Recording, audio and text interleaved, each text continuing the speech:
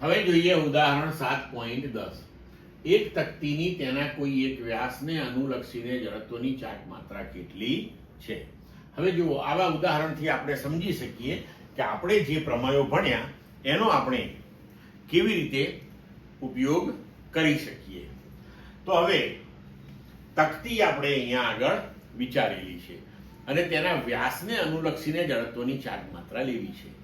મેં તમને કહ્યું હતું કે ટેબલની અંદર આપણને જે સંમિત પદાર્થો માટે જડત્વની ચાક માત્રાઓ આપી છે આપણે યાદ રાખવી પડે, બરોબર? હવે ધારો કે આપણે એક તક્તી લીધી. અહીંયા તક્તીના દ્રવ્યમાન કેન્દ્રમાંથી પસાર થતી અને તક્તીના સમતલને લંબ એવી પરિભ્રમણાક્ષ અહીંયા આપણે ઝેડ અક્ષ લઈએ, બરોબર છે?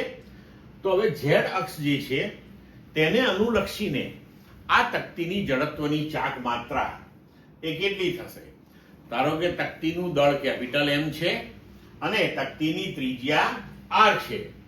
તો ઝેડ અક્ષને અનુલક્ષીને તેની જડત્વની ચાક માત્રા થશે હાફ mr² અથવા તો mr²/2.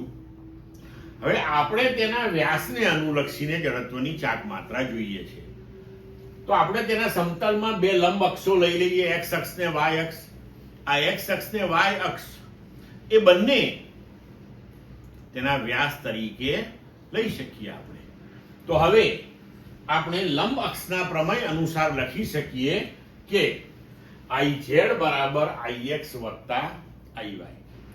પણ હવે તક્તી માટે તમે કોઈ પણ વ્યાસ લો, તેની જડત્વની ચાક માત્રા કોઈ પણ વ્યાસને અનુલક્ષીને સમાન જ હશે. તો આવા કિસ્સામાં આપણે કહી શકીએ કે Ix અને Iy સમાન હોય. તો જો Ix અને Iy સમાન હોય તો આપણે લખી શકીએ કે Iz બરાબર 2 ટાઈમ્સ Ix. તો પછી હવે અહીંયા આગળ આપણે Iz બરાબર mr²/2 મૂકી દઈએ તો Ix આપણને શું મળશે? આ બગડો આપણે આ બાજુ લઈ જઈએ તો Iz/2 એટલે કે mr²/4 મળશે.